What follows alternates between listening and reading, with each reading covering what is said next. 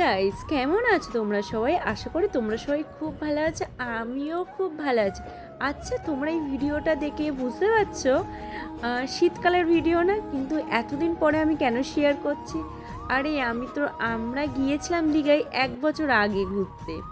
তো ভিডিওটা আমার কাছে কিছু ভিডিও ছিল, তো ভাবছি যখন আছে গ্যালারিতে তাহলে এডিট করে তোমাদের সাথে শেয়ার করাই যায়।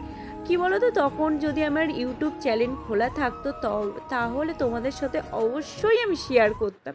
বাট তখন তো ইউটিউব করতাম না, ওই জন্য আমি তখন তোমাদের সাথে শেয়ার করতে পারিনি। আর আমার কাছে যতটুকু আছে আমি ততটুকুই তোমাদের সাথে শেয়ার করলাম। দেখো ভিডিওটা আর কমেন্ট করে অবশ্যই জানিও তোমাদের কেমন লাগলো ভিডিওটা। আর আমি তো বলবো তোমরা শীতকালে যেও না, শীতকালে না দীঘায় সেরকম মজা নেই। বাট গরমকালে যাও, গরমকালে প্রচুর ঢেউ আছে। শীতকালে না সেরকম ঢেউ নেই দীঘায়, তবু আমরা খুব মজা করেছিলাম। আর আমরা যখন গিয়েছিলাম নভেম্বরের দিকটায়, তখন প্রচুর ঠান্ডা। আমরা এই সকালবেলার দিকে এসেছিলাম না, আমি যখন এই টুপিটা পরেছিলাম, যখন টুপিটা খুললাম মাথার থেকে, মাথাটা তো অলরেডি ঠান্ডা হয়ে যাচ্ছে, এত পরিমাণে ঠান্ডা ছিল। দীঘায় আমার আর একটা জিনিস সবথেকে ভালো লাগলো, ওখানটায় জগন্নাথের মন্দির হচ্ছে।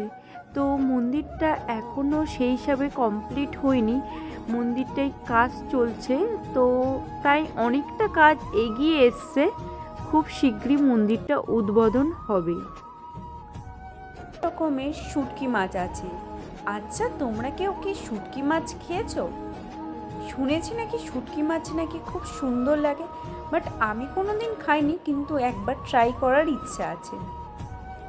আর এখানে তো বেশ ফ্রেশ ফ্রেশ ইলিশ মাছ ছিল, আর আমি যেটা দেখলাম শঙ্কর মাছ। আচ্ছা, তোমরা কেউ কি সামনে সামনে শঙ্কর মাছ দেখেছো? আমি কিন্তু ফার্স্ট টাইম দীঘাতেই দেখেছি শঙ্কর মাছ সামনে, আর যেটুকু দেখেছিলাম ফোনেই দেখেছিলাম শঙ্কর মাছ।